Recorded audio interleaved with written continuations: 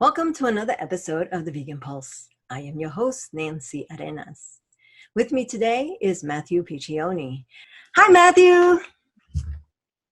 Hello, Nancy. Hello, everyone. How are you doing today? I'm doing really well, feeling good. It's great weather out here in Southern California. A little windy, but I'm enjoying it. So how are you out there? I'm doing okay, staying in for the most part, staying safe. So why don't you tell our audience a little bit about yourself? I'm Matthew Piccione, which that actually means, the last name actually means pigeon in Italian, so little fact there. But mostly what I do revolves around wellness, veganism, plant-based. I've been a certified personal trainer for quite a few years, over a decade. I've combined that with a nutrition cert, and I just recently picked up a behavior change specialist cert, which I'm really excited about. Help me more with the wellness. I've been doing stand-up comedy for 10 years, and emceeing, which of course I did a little bit at the event last year, and that was really fun. First time I ever did comedy there. And doing some emceeing, cooking demos, which is what I've really been loving. So fun to do the cooking demos, as you know, showing people food they didn't know existed. So I've been doing that for the past 8 months. Currently can't do it right now because it's a community center, but that's really what I'm diving more into now is the cooking. Tell me, what does health mean to you? Well, health, typically people think physical, but I like to encompass, I look at mind, body, spirit, energy, chi, whatever you want to call that last one. I tell people, health isn't just what you have on the plate. It's not just the exercise, but one of the biggest parts to health to me is, our thoughts, what we're thinking throughout the day. The thoughts are what's going to get us into the gym. The thoughts are what's going to make us put what foods on our plate. Everything starts with our thoughts. So to me, the biggest form is thinking happy thoughts, positive thoughts. Something negative comes up, replace it, because you cannot be healthy if you're not thinking healthy and properly. So like the placebo effect, that's a thought process right there. So health to me is getting the right foods, plant-based, alkaline foods, of course, the exercise, but also not forgetting about what we're thinking throughout the day. Around Zen, can you tell me all about that? Perfect segue into that, because how that came about was pretty much what I was just touching on now. I was a certified personal trainer for a long time, but anybody that's been in that field knows it can be very frustrating. People leave you and you don't know what they're going to do. But not just that, fitness, I started looking at the human body as if it was a link or chain of many links. And I realized physical fitness is just one part. It's just one link. You still have so many other things, like I was saying, the thoughts, the exercise, the meditation. So that's when I realized I need to hit all of this. And it was what I had been doing in my personal life. So I was like, I know what to do. So all around Zen, that came kind of mind, body, spirit, all around Zen. And I was fortunate to start getting to do some wellness workshops for a nonprofit out here that I eventually worked for. Even got to do a workshop for 40 former domestic violence victims. And they really loved, to be able to empower them, getting back on track where they're going was really unique to provide them with that. So all around Zen became just that all around approach to people who wanted to clean up more than just the physical fitness. It goes beyond just losing weight. It's a permanent healthy lifestyle that I want to teach people how to do on their own, where eventually they don't need me, empower them themselves. So kind of I totally believe that in order for you to be healthy, you have to, it's not just what you eat or exercise, it's also your thoughts, it's also your heart, it's also your gratitude. It's a whole round holistic approach. And that's what I liked about when I saw that you had all around Zen. Thank you. No, that exactly the holistic approach, like you're saying, that's like the plant-based diet it's going after the entire system, not one thing that's broken down. And that's why I've been vegan for a long time. But like we all say, wish we'd have done it sooner, right? That's pretty much every vegan I've met, inclusive of myself. Yeah. When you have a meat and potato sports dad like mine growing up, you don't even, I'm grateful, like you mentioned, that you're right. Gratitude is, powerful. And I am grateful I can find a path of veganism, having a dad who was polar opposite in his attitude and just diet and things like that. So, sometimes you can learn the opposite of things from your parents. So, And the plant-based diet, I mean, it helps with your self, with your health, but it also helps with your mind. It also helps you become kinder, more compassionate. It's just like veganism has so many facets that some people don't even know about. It's really mind-boggling that it does attach itself to so many things. And only when you start on that journey do you start realizing that. yeah, you're right, because like you say, you're starting that journey. And I was talking to, I was just at getting some vegan tamales from someone recently, just hours ago. And we were talking about how there's been a lot of division, and I'm sure you've seen a lot of division arising in the vegan movement. And I live in California, Southern California, and unfortunately there's been a lot of division coming out of it. And, it's a little frustrating to see, but we got to, make sure it's growing. We got to make sure we continue to work together. And, I'm all about leading by example. And anybody that I've ever known that's went vegan or wanted information came out of the blue saying, hey, I see what you do. I see how you eat. And, and that's why it's growing, because people are seeing, people like you, people like our friends see us, the way we operate, the energy and vitality we have. And that's contagious. Yeah, it's good for everybody.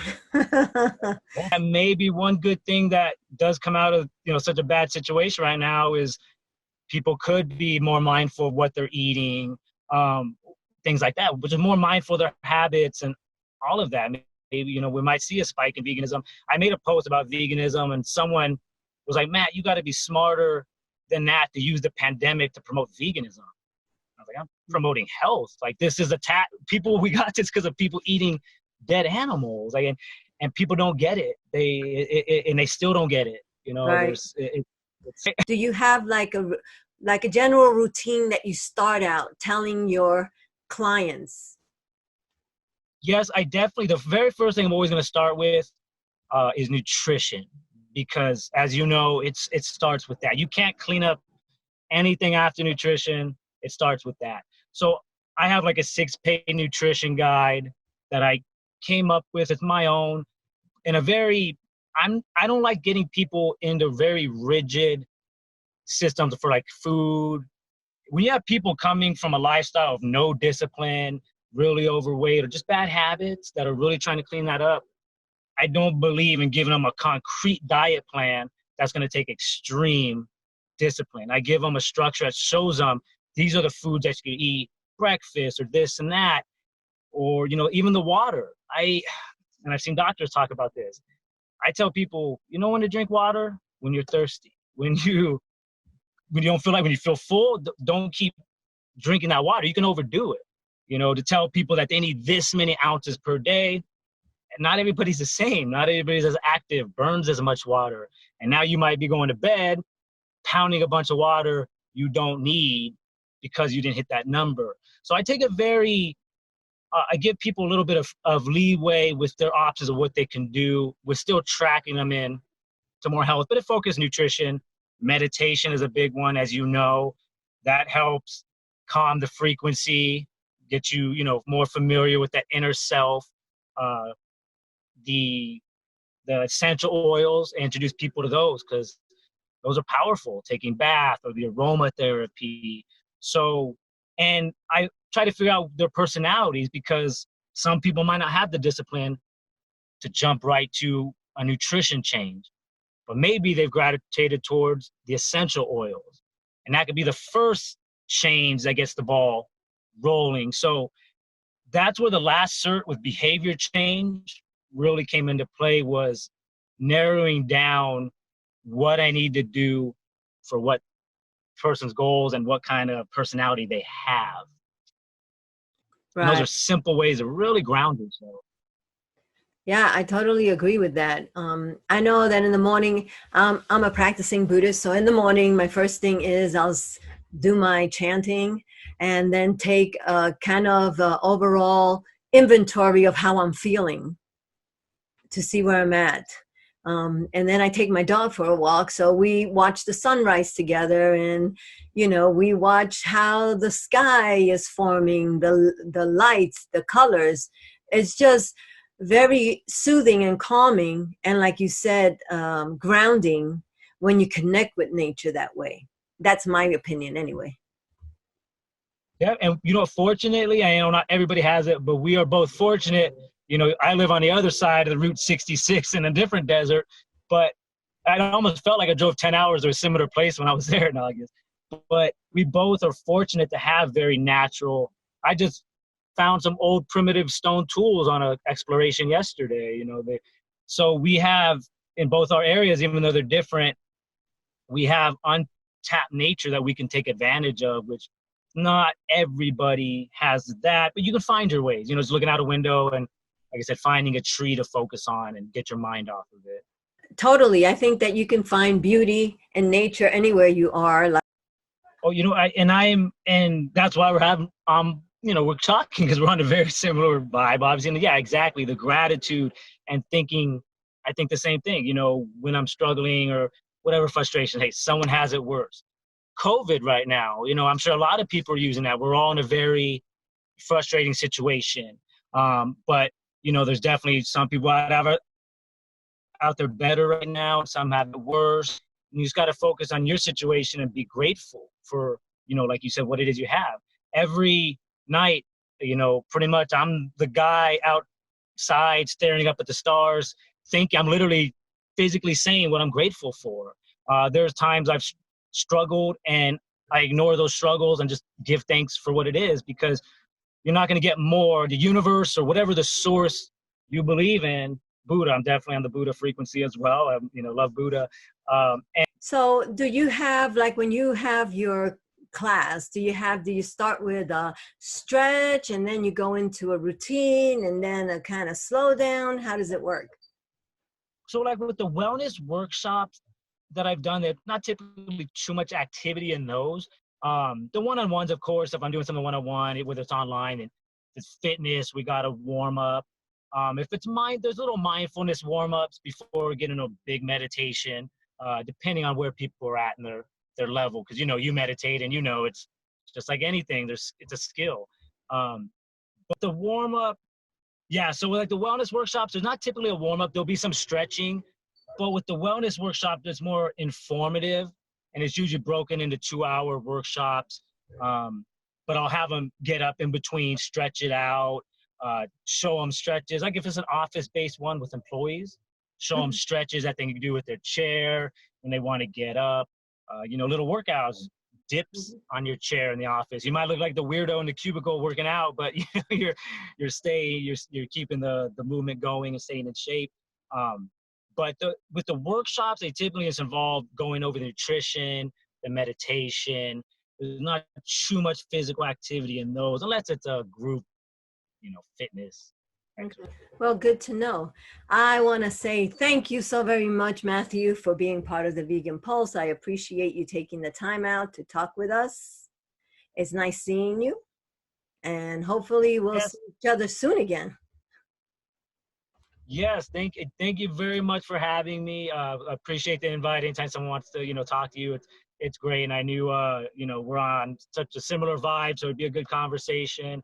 And I just want to say that, my first trip to Albuquerque last year was amazing. It was just a great visit all around. I got to see the Rio Grande River, which was awesome. So, it was just a great trip. And looking forward, like I said, if everything getting back to normal, doing it again soon. And the 10-hour drive through the Route 66 was just soul purifying. So thank you again for that last year. So that was great. So bye everybody.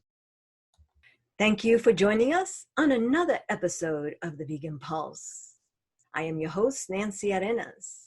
Please follow us on Facebook, check out our new blog, and remember, if you have a pulse, you have a purpose. Live vegan.